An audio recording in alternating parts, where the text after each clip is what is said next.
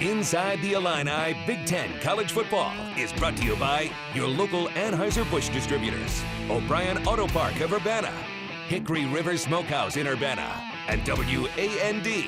Welcome to Inside the Illini Big Ten Football here in Week 2 of the Big Ten Conference season for the Fighting Illini. And you know what? We're left with the same discussion. Can they snap the losing streak in the Big Ten, or will it continue? Hi, I'm Matt Loveless, coming to you from Hickory River Smokehouse in Urbana. We'll do as we do every week. We'll talk about the last game, which was Nebraska a couple of weeks ago. Finally getting back on the field, a big primetime matchup in the cool air of Champaign tonight against Wisconsin. Now, we'll also talk about the rest of the Big Ten, and of course, we've got our table with the experts. Lauren Tate of the Champaign News-Gazette here with us, as well as Steve Kelly of Sports Talk 1400. And I guess we'll start with, I kind of mentioned we saw a lot of the same stuff that we saw last year during this Big Ten losing streak. Are we back to reality, or is this just a bump on the road for this team? Oh, we're back to reality. You're facing a situation very much like Nebraska in that Wisconsin is the only Division I football school in the state. Everybody's behind them. They've got a lot of momentum. They're building tradition now since 1990 when Barry Alvarez came there. So you're facing a thing that a lot of momentum, and the only difference is they're going to have to bring their fans here, which they will bring some, as opposed to playing at Nebraska where you got 90-some thousand raving at you. Right. What do you think, Steve? Well, the reality of it is that Illinois began with a 14-game Big Ten losing streak, and the schedule hasn't changed. No. It's still Nebraska, Wisconsin, Michigan State, Penn State to start the Big Ten, and that's the reality of how tough it's going to be. You mentioned Wisconsin, Michigan State, Penn State. They do get a game at Indiana, but then they play Ohio State. So how far is that going to stretch? If these three games don't go as well as Illinois might want to, could you see this kind of spiraling out of control yet again? Well, there are great advantages to playing at home, but there are disadvantages to playing Nebraska, or Wisconsin and Michigan State consecutively here, as we face at the end of this month. And I don't. Next year, it's going to be exactly the reverse, and Illinois' chances will be much greater because their easier games will be home and their tougher ones will be on the road. Maybe that'd be preferable to me. Wisconsin's going to be tough, no doubt, and I think maybe tougher than a lot of people thought, the way they looked last week against Northwestern. We'll talk more about that as we move along, but Wisconsin looks like the real deal, and they just run the ball down your throat. Big problem with that is you have to try to stop them. Teams who can stop them have had a little more success. Arizona State did all right against that how that game ended notwithstanding. But I think, Lauren, you asked it this week to Coach Beckman. He said a lot of coaches might make some changes at this point in the season. You look like you're standing pat. Do you agree with Beckman's philosophy of just kind of letting these guys take their licks? I don't think he has any other choice. If he had reasonable depth, if you had close positions, that would be one thing. But the situation here is they don't have the depth, and I'm afraid he's stuck with the same defensive players that we saw at Nebraska. He's playing a lot of young guys defensively. What would you replace them with? More young guys? It really is tough, and that goes back to the depth. Between a rock and a hard place, and we'll talk a little bit more about that coming up later in the show. Well, next we'll take a look at the game from a couple of weeks ago, put that to rest, what happened on a tough day in Nebraska. We'll take you back to Lincoln next on Inside the Illini Big Ten Football.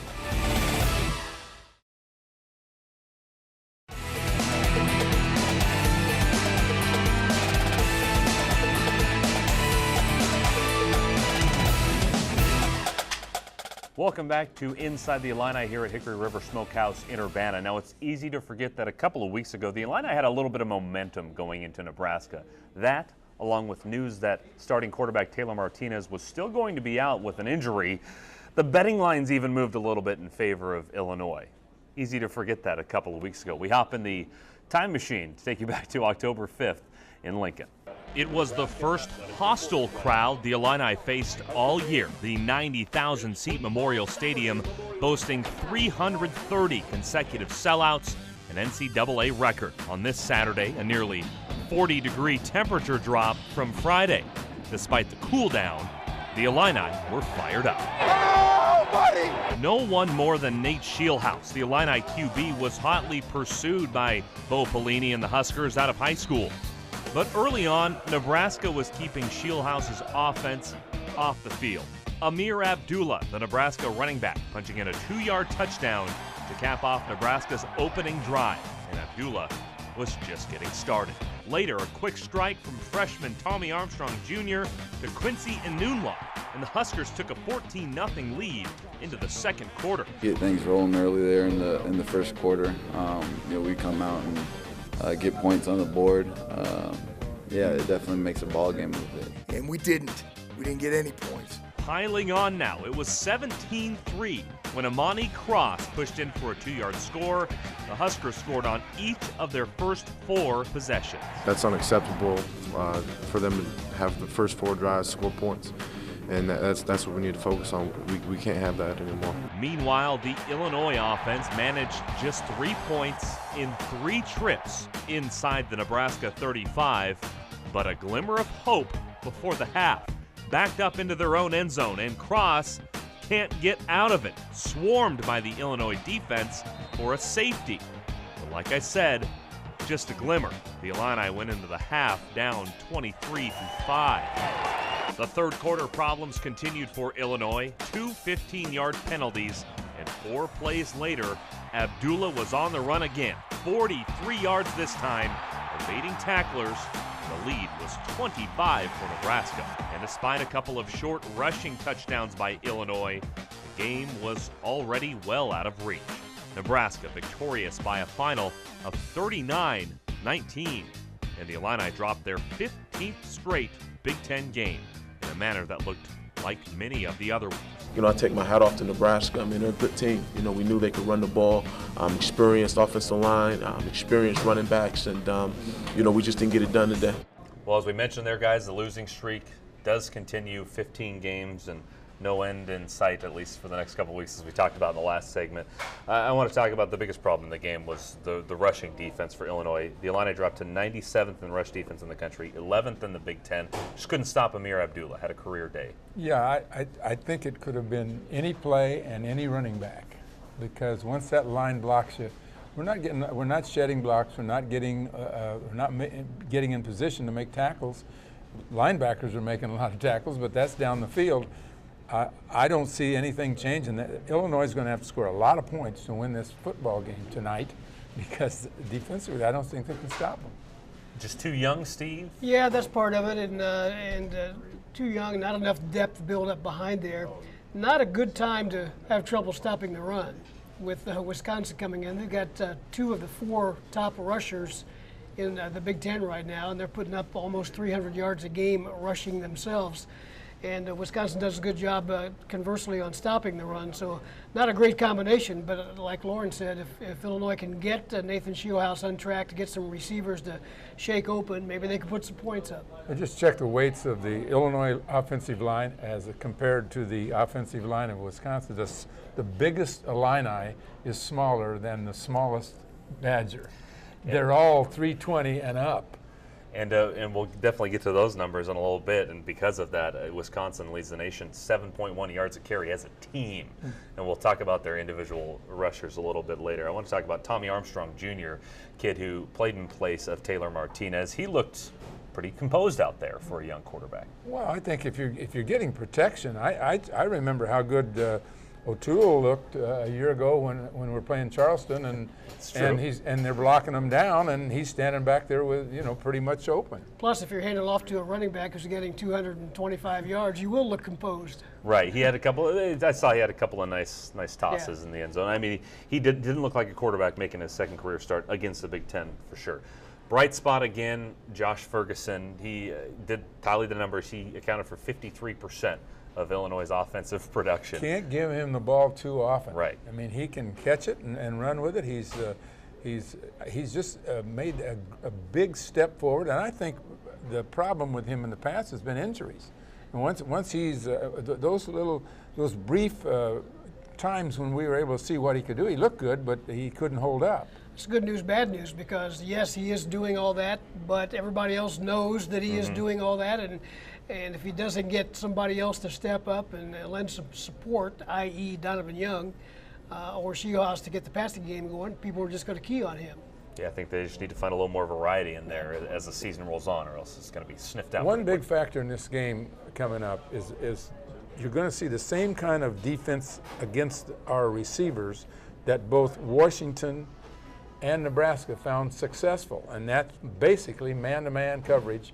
And they just Nebraska didn't allow the 4 senior receivers to get a single ball.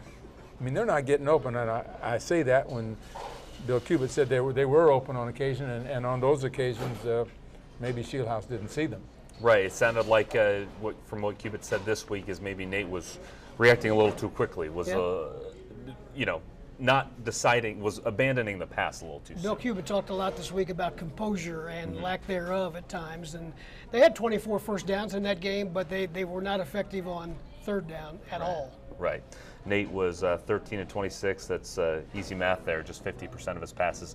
135 yards. Armstrong had the same amount of yardage and half the passes.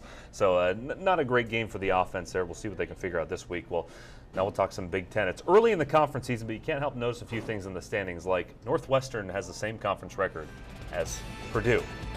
Schedules will do that to you sometimes. Different paths to get there, but a lot to talk about as we look at the Leaders Division next on Inside the Illini, Big Ten football.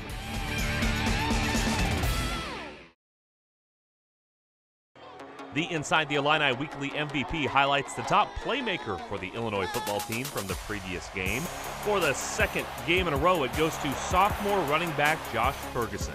Ferguson again was the spark in the running and passing game. A career-high 114 yards on the ground, 82 more receiving. That accounted for more than half of Illinois' offensive production against Nebraska. Welcome back to Hickory River Smokehouse in Urbana for Inside the Illini Big Ten football, talking Big Ten Leaders Division. Ohio State had a week of rest, so that meant Wisconsin had a chance to make a statement in a win last week, but ultimately it was Penn State stealing the spotlight in prime time. Our reporter Eric Harold looks at the highlights from Week 7. Thank you, Matt. Looking at the Leaders Division, Penn State taking on number 18, Michigan. Penn State down late. That would change here as Christian Hackenberg throws it up to Allen Robinson, wins the jump ball, comes down with it at the 1-yard line. That would set up the tying touchdown. This game would go to overtime, and the Nittany Lions would win it. On this Bill Belton touchdown run, Penn State wins 43-40 in an overtime thriller against the Wolverines. Wisconsin versus number 19, Northwestern. Joel Stave looks down the field to Jared Abradaris. He's behind the defense and into the end zone, 7-3 Wisconsin. They lead. Later, they're up 14-3. Melvin Gordon takes the handoff, goes up the left side and through the defense. He's going, not quite gone, but he breaks the plane for the touchdown. He had 172 yards on the day, and Wisconsin wins 35-6. Michigan State playing Indiana. Tevin Coleman breaks through and takes it 65 yards for the touchdown. Indiana has a 7-0 lead. Indiana would be down later by a touchdown. Trey Roberson looks to the end zone for Cody Latimer, ties it up at 14. They would keep this one close most of the way, but Michigan State pulls away late for a 42-28 win. Purdue playing Nebraska, and this is kind of how their day went. Danny Etling gets tackled for a safety by Randy Gregory. That puts Nebraska up 30-0, and they cruise to an easy win over the Boilermakers, 44-7. Not in action last week, the number 4 Ohio State Buckeyes, their next game later today against Iowa. And the Illinois Fighting Illini, their next game is later tonight at home against number 25 Wisconsin. And now we return to the Inside the Illini crew. Let's start with the team that we didn't talk about in that video there, Ohio State. They sat out the week, had a bye. They play Iowa this week. It's to the point now they're halfway through the regular season where I'm starting to kind of look at the rest of the schedule. Ohio State doesn't seem to have a ton of tests. They have Penn State and, of course, Michigan to wrap up the season. Seems like Ohio State may be on track to compete for that national title spot. I think they're on track to turn in an undefeated regular season. Correct. I think they're going to have trouble. They're going to need some help to get into that national championship game. Somebody's going to have to lose, and but all they can do is take care of their business, and they seem to be on track to do that. Well, it's a runaway in that division. It was a runaway last year, but they weren't eligible. Right. And I just don't see anybody stopping Ohio State from.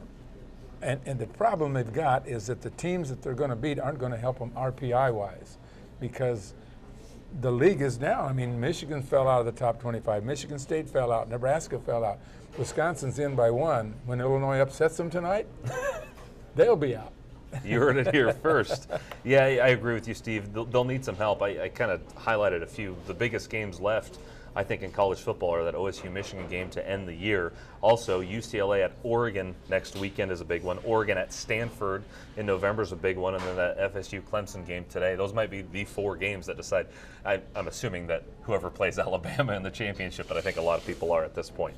You mentioned it being a runaway. Ohio State already did beat Wisconsin, so Wisconsin's kind of playing for second, unless they get help from a Penn State or a Michigan. But big win over But they'd have to Northwestern. finish a game ahead of Ohio State to get in the play. Exactly. They would need a lot of help. That's not going to happen. But they got a big win over Northwestern, kind of a letdown game for the Wildcats. It really was. I mean, they were in a spot where they had played 18 consecutive games in which they won 13, and every loss was in the last 6 minutes, including this game against Ohio State. They just ran out of gas, and boy, at Wisconsin, Camp Randall's a tough place to go and try to win a game in that situation. And they didn't score a touchdown. Wisconsin kept them out of the end zone. Just 2 field goals in that offense, which even in losses, like the Ohio State game, was able to move the ball and score points, but Wisconsin certainly shut them down.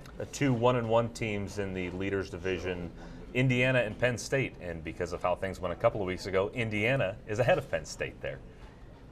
Yeah, but I mean, I think it's just not going to be competitive in this division. I mean, it's Ohio State all the way. Indiana, I think, will come and go as from one week to another. When their offense is really clicking, they're going to win games. But I just don't know that Indiana is quite there yet. No, where they are, or where they want to be, is to figure out a way to get 6 wins so they can get bowl eligible and get somewhere where they haven't been for a while. Kind of the way Illinois is trying to get back to that that same kind of scenario. I don't know what to think of Indiana. I really don't know what to think of Penn State. Yeah, let's give Penn State their due here, though. A pretty exciting game they played. That there was a last great Saturday. game. Yeah, the thing that we've got to realize is, okay, Michigan barely beats Akron, and we think, well, that was a fluke. And then they barely beat Connecticut, and well, you know, they're not very good. No. Michigan is not playing very good football. And it was a reason that I think they tumbled down the rankings a little bit, despite those wins early in the season. I think people saw that. Hard to read so far. Well, the Leaders Division got the biggest wins of the weekend, but the Legends did manage a split. We'll go back to the highlights next on Inside the Illini, Big Ten Football.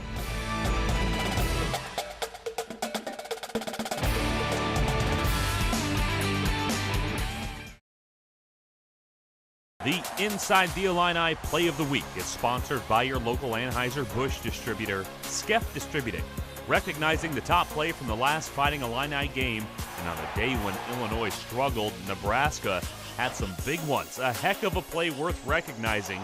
Kenny Bell with the leaping one-handed grab on the flat.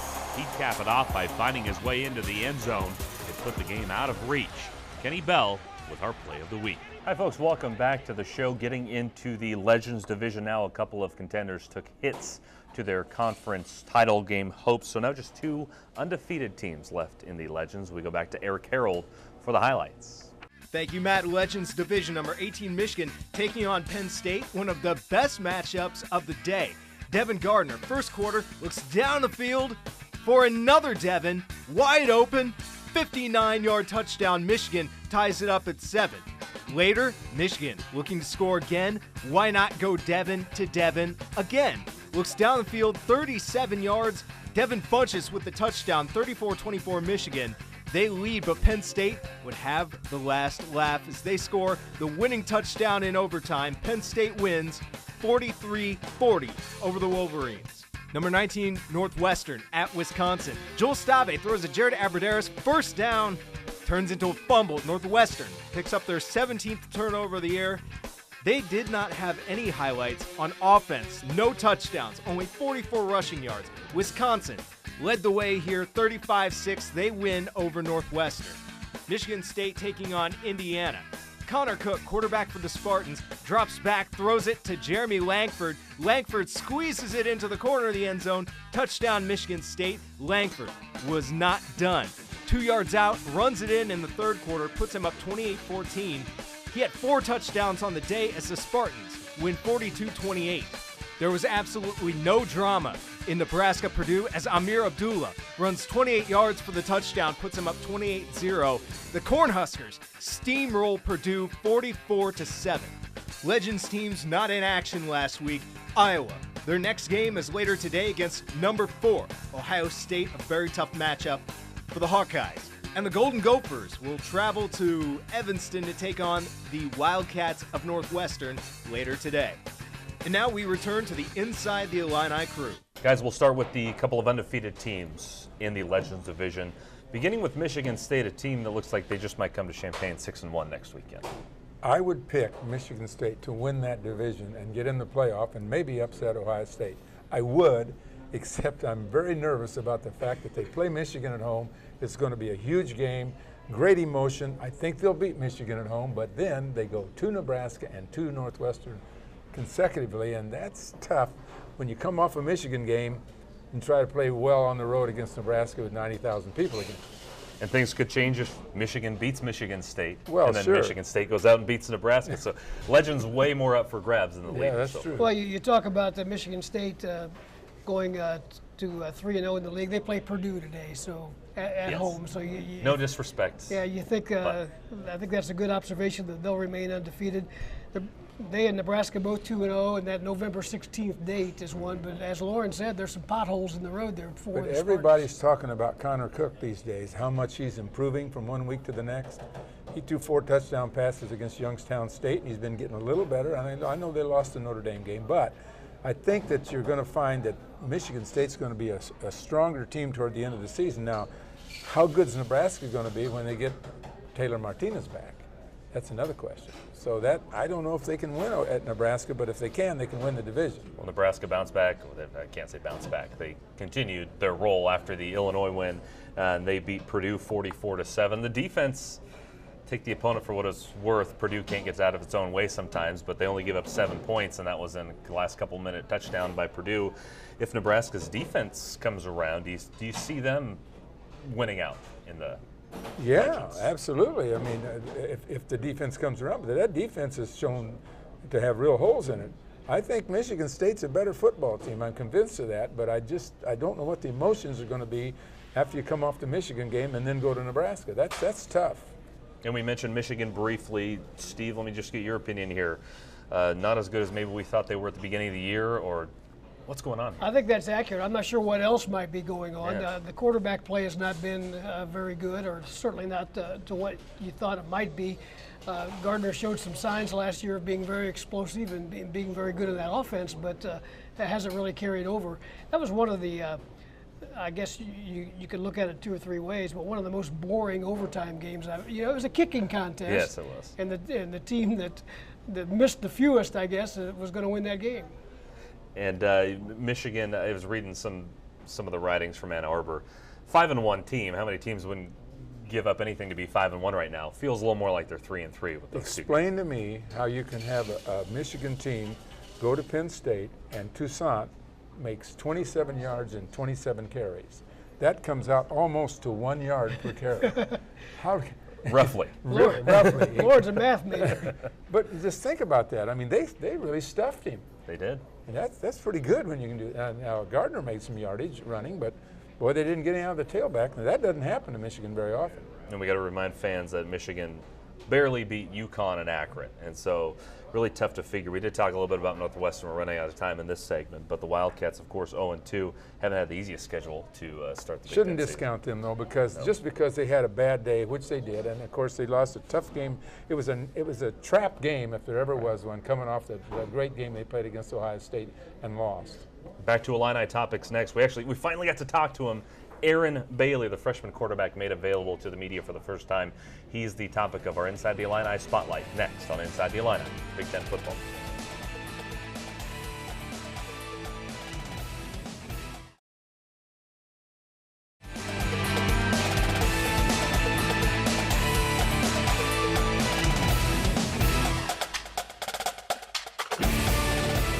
Welcome back to Inside the Illini Big Ten football. Time for the Inside the Illini Spotlight. And a guy who I've been saying is about the most effective offensive weapon for the Illini per capita, so to speak. Freshman quarterback Aaron Bailey hasn't had a ton of chances, but he's made the most of them. 3 rushing touchdowns. That leads the team in that category. Now the freshman media ban lifted, so we got our first chance to talk with a freshman quarterback as our Noah Newman takes a look at Aaron Bailey in our Inside the Illini Spotlight. From day one, Bill Cubit said Aaron Bailey would be involved in the offense this year, and he wasn't lying. The 6'2", 220-pound freshman from Bolingbrook has been involved in every game, including this touchdown against Southern Illinois on just the second carry of his college career. I had a dream that I scored the night before in the hotel in the first game, so I was anticipating a lot, and then when I got the opportunity, I was amazed and thank God for it. Bailey also dreams of the day when his role will expand. Oh yeah, I was very eager to throw around. I'm ready to do that, and I just waiting for my chance, and then when I get the chance to throw, sling it. Until then, he's taking notes from the current starter, Nathan Shieldhouse. He taught me a lot on and off the field. Nathan's a great guy. He taught me a lot. I remember from being on my official visit to now. He's a mature kid. Comes from an awesome family. I think that came from a great high school program as well. And I think when you have a bunch of those things that really help you get you ready for jumping into an environment like this. It taught me how to be, just as a person, he's great. And then he taught me a lot as well on the football field. Told me checks, stuff like that, watching film with him. He's teaching me a lot of things on and off the field. It's not a given that Bailey will take over for Nathan when he graduates. He knows West Lunt will push him in what should be a hard-fought competition next year. Oh yeah, it's great. It's great, especially when the competition is hot. You try to keep it hot. And it's a great opportunity because we all compete out there on the field. So once we get out the field, and even when we're on the field, off to the side, we teach each other stuff, laugh and play around. So it's not always serious. Guys, I don't know if they have a media relations class at Bolingbrook, but kind of kid who says all the right things. He's a pretty good kid, sounds like. I know they've got some good media folks here. That's right. That had a chance to speak with him before he was released to talk to the media, but very well-spoken young guy, and he's got a good attitude about his position, and as you say, he is effective. Those 3 touchdowns, he's only thrown 3 passes and completed 1, but he's a guy that you'd like to think along the way Illinois fans will see more of.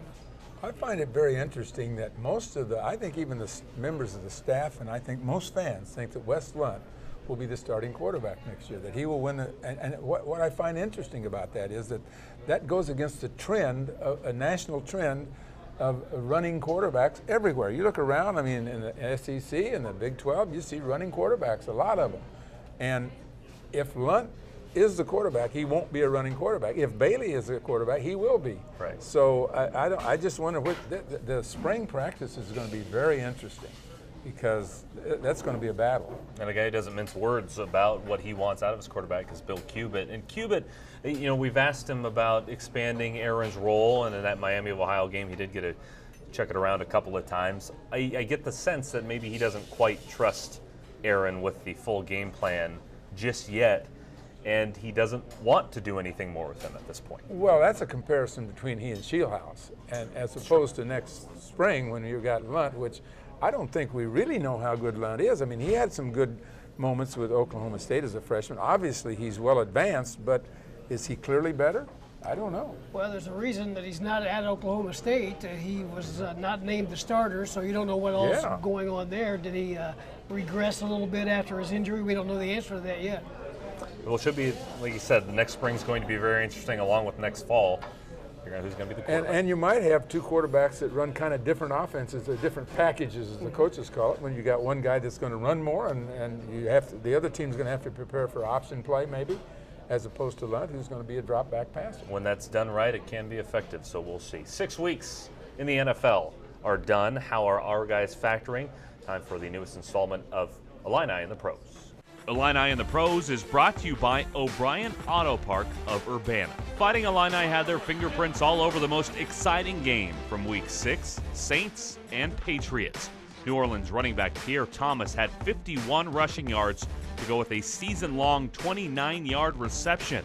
But it was Michael Omanamanui's Patriots that got the last laugh. The tight end set career highs for catches and yards. That was, of course, before Tom Brady did this. Brady to the end zone, and Tompkins with a touchdown! Speaking of tight ends, Jeff Cumberland turned in his second straight game with 50-plus receiving yards for the Jets. After missing New York's first 2 games, he's now got 11 catches for 198 yards and 2 touchdowns. As for running backs, Rashard Mendenhall upped his rushing total on the season to 259 yards with a 10-carry, 40-yard performance for the Cardinals against division rival San Francisco. In Cleveland, Mikel LaShore got his first action of the year for the Lions, but just 2 carries for 9 yards and a win over the Browns. This week, reports out that LaShore would welcome a trade to a team that would use him more. And in what continues to be the pleasant surprise of the NFL season, the Kansas City Chiefs moved to 6-0. Anchoring the line on their top 10 rushing offense are tackle Jeff Allen and guard John Asamoah. The Chiefs are off to their best start in 10 years.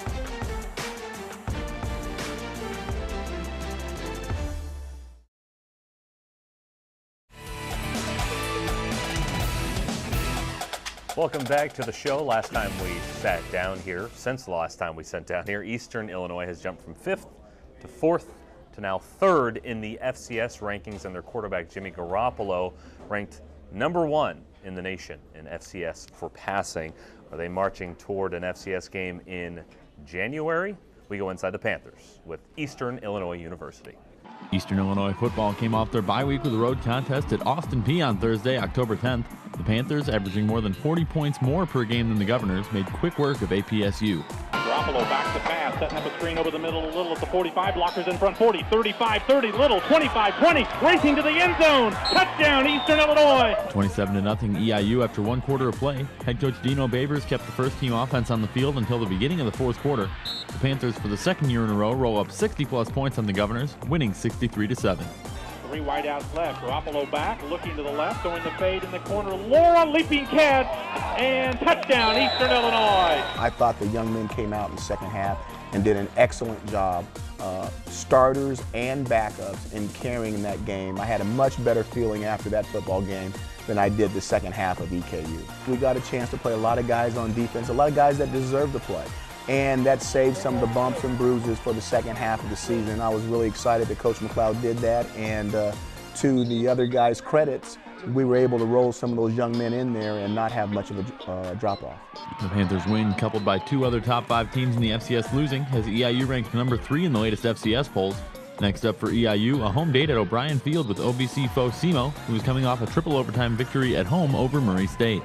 They have the perfect system to get after us. They have the perfect system to be our bump in the road, and we need to be extremely focused, cross our T's, dot our I's. This football team is a well-coached football team.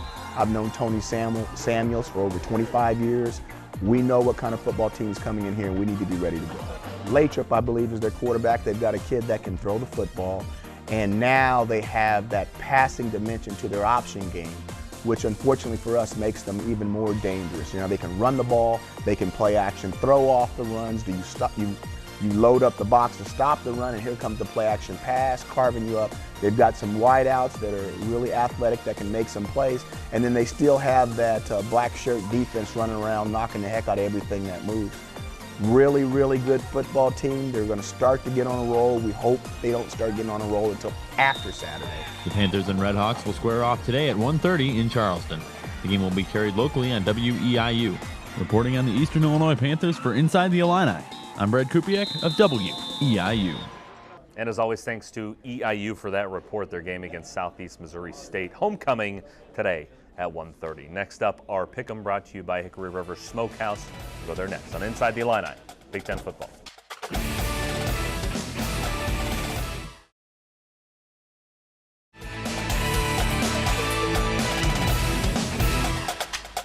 Welcome back to Inside the Illini, Big Ten football here at Hickory River Smokehouse in Urbana, the part of the show where we all make our picks for college football. Our Pick'em brought to you by Hickory River Smokehouse. Guys, take a look at the standings first. The News-Gazette continues to hold a strong lead. Matt picked well for you guys again last week, Lauren.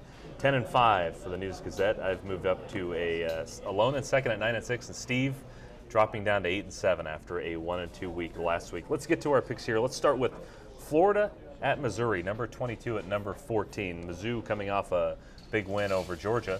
Don't have their quarterback. What do you guys think? You looking at me? What do you think? I'm going with Florida in that game. I thought that was a nice win by Missouri last week, but I'm not sure I'm sold on them, especially without the quarterback. Correct. I think Florida goes in there and wins that game. Florida's had some injuries too. Yeah. but I've got to go with Florida. I think that's the only game I'm going to pick that the home against the home team. No, he's giving us hints. I'm giving you hints. There In you fact, go. I told you. Yeah, Florida, like you said, without Jeff Driscoll, but James Franklin, losing him for a few weeks, that could be a big hit. My pick is also Florida. I have it written down, so it's proof that I came up with this. Okay, USC at Notre Dame is our second game. Thoughts on that one? I got to go with Notre Dame at home. I do too, as much as I hate to say it. I'll go with the Irish. I look at Notre Dame's losses. They lost to Michigan, which we talked about early in the show. We don't know who they are. Lost to Oklahoma, beat number 22 Arizona State a couple of weeks ago. USC's just been far too inconsistent. I got to go with the home team in this one as well. And then the big matchup of the night, the one with the national title implications, number 5 Florida State, number 3 Clemson. I'm going with Clemson. The game's at Clemson, so I will go with the home team. Okay, I will change then, just to be ornery. I'll take Florida State. Well, from the get-go, I picked Florida State in this one. I tried to look at common opponents, and I'm sticking with my pick, Florida State and Death Valley. Now, this is going to be a tough one, but I see FSU beat Boston College at Boston College by 14. Clemson beat them by 10 at home. And then that win over Maryland last week, I don't know how much we know about the Terps, but what a big win for Florida State. And now we know that Georgia may not have been as solid of opponent for Clemson. So that's my logic. Common opponents, I'm picking Florida State in that one. Now this is the time where we go to Facebook, and we want to thank Douglas Patterson for sending us this question. And a pretty general question, but it kind of feeds off of what we had talked about earlier. He asked, what can the defense do to improve and get more stops? If we knew that, we may be coaching rather than sitting at this table. But first of all, you got to gamble. You got to blitz more, and you got to put a lot of people up in the box and gamble that you can stop them on one-on-one coverage. If they're going to score anyway, let's take some chances. I'd send Jonathan Brown every chance I got at the quarterback. Now, I know it leaves you open back in the linebacking area, but he's your best player on defense. I think you got to send him. These are not good options. Yeah. And like Tim Beckman likes to say, you can't go to the waiver wire and bring in new players. You are who you are. Do you think Tim Banks is gutsy enough to throw some of those? Well, he hasn't shown a tendency. He's been pretty conservative as far as I can tell. And maybe that's appropriate, but in a game where it's a long shot situation. Right. You're in desperation from the first kickoff. This isn't some situation where you're out there trying to be careful. I mean, you got to gamble. We want to thank Douglas for that question. Winning a $25 gift card here to Hickory River Smokehouse. A few locations there. You don't just have to use it here in Urbana. Be sure to go on our Facebook page, ask us a question, like the page. You might have a chance to win as well. And coming up next, the segment we all wait for to talk about this primetime matchup in the cool breeze. Their Memorial Stadium, the Illini back at home. They've had the Badgers on their minds for a couple of weeks. Does Illinois have any chance at containing the Badgers' biggest strength? We'll talk about it next on Inside the Illini, Big Ten Football.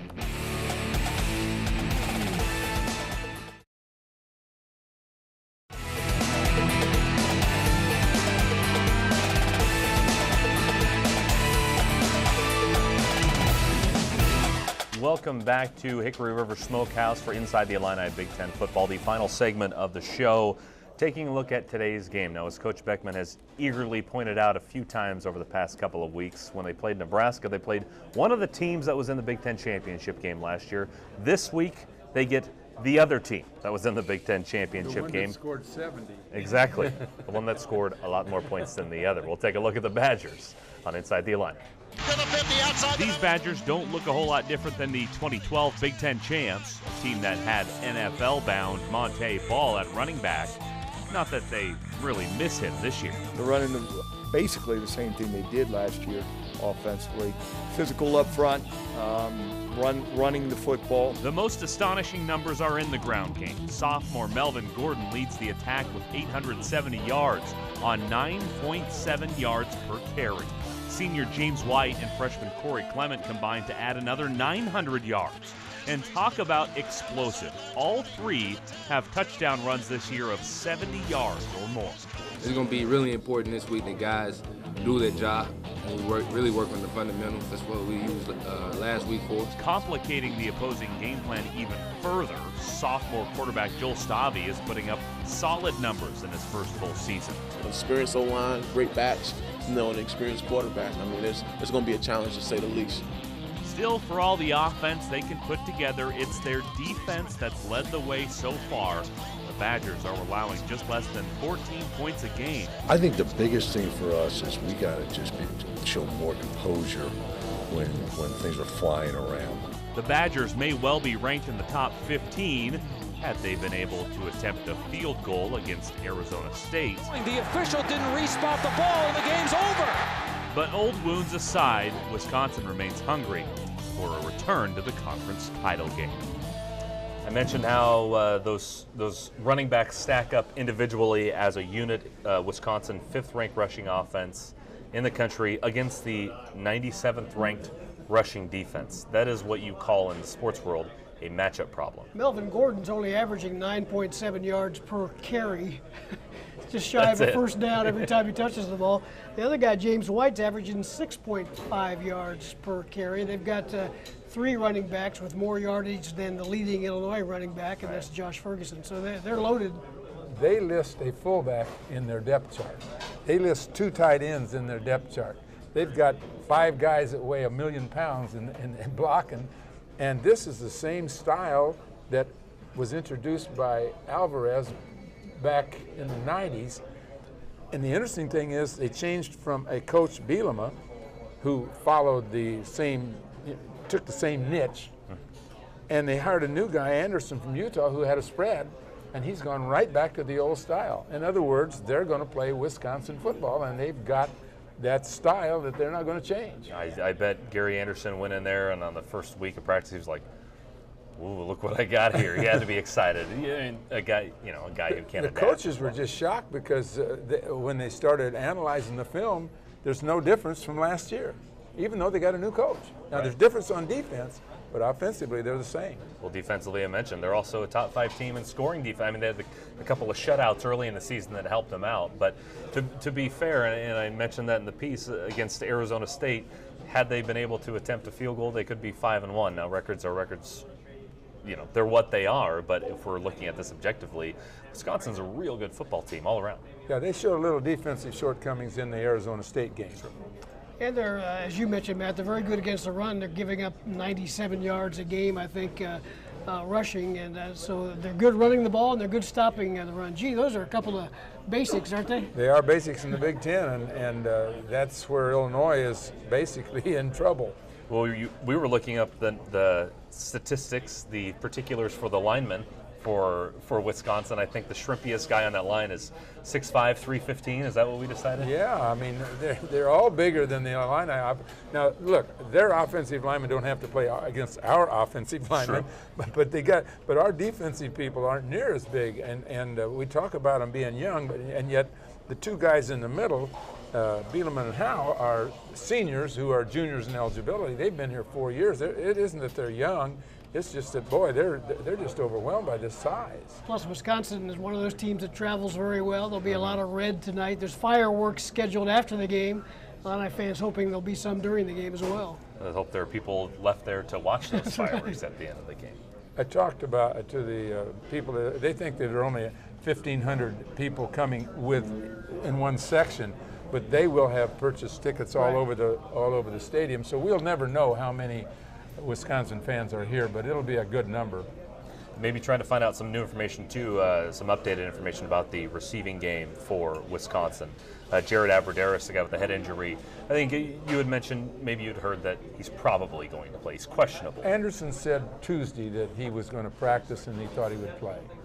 That'll be interesting. But he's got to be cleared, but I would assume that he will play. Who's the receivers coach there at Wisconsin? Chris Beatty. A guy named Chris Beatty, former co-offensive coordinator from Illinois. Right. So it'll be interesting to see him back on the sidelines and seeing how his team does. Well, I think the key here for Illinois, they held this game close last year, if you remember, in Madison. This was a close game. It was 7-7 at halftime. So it was a very close game. Third quarter's been a problem. Illinois outscored 68-49 in third quarters, 3 times as many points as they've given up in any other quarter this year. So Illinois is going to have to start, and they're going to have to finish. That's analysis for you, isn't it? Well, thanks for watching Inside the Illini Big Ten Football. Be sure to catch the coverage on Sports Talk 1400, in the News Gazette, and on WAND. Follow all of us on Twitter. We'll be updating throughout. I'll be updating throughout the game. These guys will be talking and writing about it. But we'll catch up with you there. 7 o'clock tonight, primetime football game. Plenty of time to get there, about 8 hours away. Have a great night. Go Illini. Thank you for watching Inside the Illini Big Ten College Football, brought to you by your local Anheuser-Busch distributors, O'Brien Auto Park of Urbana, Hickory River Smokehouse in Urbana, and WAND.